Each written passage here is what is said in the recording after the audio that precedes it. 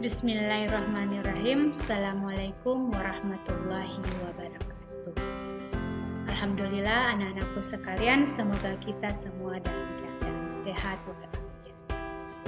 Ya anak-anakku sekalian, hari ini kita lanjut dengan materi selanjutnya, yakni menerapkan pemeriksaan. Dari judul pemeriksaan fisik ini sangat penting untuk kita calon-calon. Kenapa Ibu mengatakan sangat penting? Karena ketika pasien masuk rumah sakit atau puskesmas, otomatis kita akan melakukan pemeriksaan fisik pada pasien tersebut.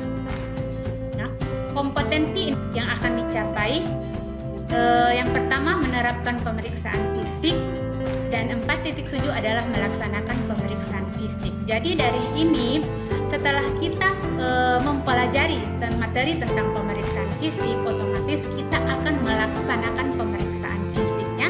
Jadi setelah kita mempelajari materi ini, kita langsung bisa mempraktekkan sesama teman, atau kita akan mempraktekkan selama kita berada di lingkungan puskesmas maupun rumah sakit. Ya.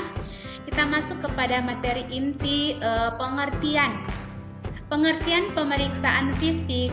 Pemeriksaan tubuh pasien secara keseluruhan atau hanya bagian tertentu yang dianggap perlu oleh tenaga kesehatan, dokter, perawat, bidan, dan lainnya. Ya. Tujuannya, kenapa kita harus melakukan pemeriksaan fisik? Ada beberapa tujuannya. Yang pertama, setelah melakukan pemeriksaan fisik, otomatis kita bisa menentukan status kesehatan klien. Yang kedua, kita bisa mengidentifikasi atau menegakkan diagnosa. Yang ketiga, kita bisa mengambil data dasar untuk menentukan rencana tindakan apa yang akan kita lakukan untuk memenuhi kebutuhan pasien selanjutnya.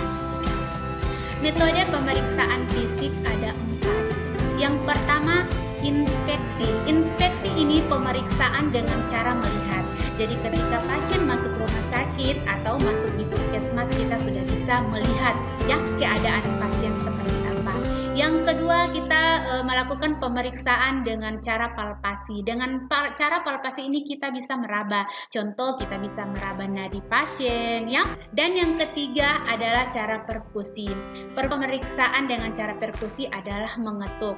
Dan yang terakhir adalah auskultasi. Seperti yang tadi Ibu sudah jelaskan, inspeksi ya menggunakan indera penglihatan dan penciuman. Pada saat melakukan pemeriksaan inspeksi itu dimulai saat kita berinteraksi dengan pasien itu sendiri. Yang kedua, dengan cara palpasi adalah menggunakan indera peraba. Data yang dapat dikumpulkan adalah temperatur trogor, bentuk, kelembaban, atau vibrasi. Langkah-langkah pada saat kita melakukan pemeriksaan dengan cara palpasi, yang pertama, ciptakan lingkungan yang kondusif dan nyaman.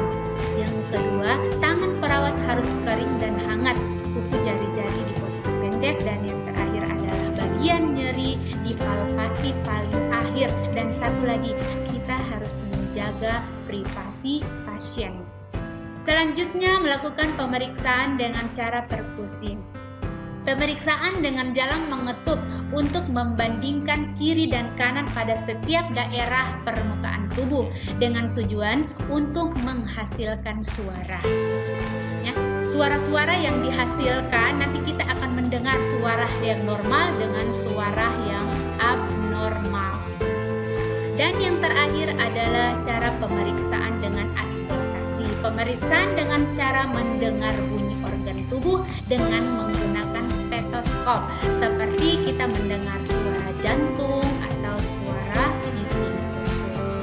Kita masuk ke bagian inti adalah pemeriksaan tanda-tanda vital. Ingat nak, pemeriksaan tanda-tanda vital ini sangat penting, sehingga kalau kita berada di rumah sakit itu dilakukan 3x1. Kenapa dilakukan 3x1? Dengan cara melakukan pemeriksaan tanda-tanda vital itu kita bisa menentukan atau kita bisa melihat perkembangan pasien itu sendiri. Di mana TTV itu ada 4. Yang pertama adalah pemeriksaan suhu tubuh, pemeriksaan nadi, pemeriksaan pernafasan, dan pemeriksaan tekanan darah. Ya. Sekali lagi Ibu mengatakan status fisiologi fungsi tubuh seseorang dapat direfleksikan oleh indikator TTV.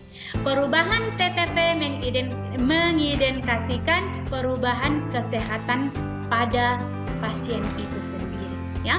Jadi pemeriksaan TTV Ibu mohon ya, nanti Ibu akan bagikan slide-nya dan kita akan langsung praktek. Kalian harus pelajari betul-betul TTV ya, karena TTV ini adalah paling mendasar bagi ketemu calon perawat untuk menentukan kesehatan dan menentukan langkah selanjutnya untuk melakukan perawatan pada pasien itu sendiri.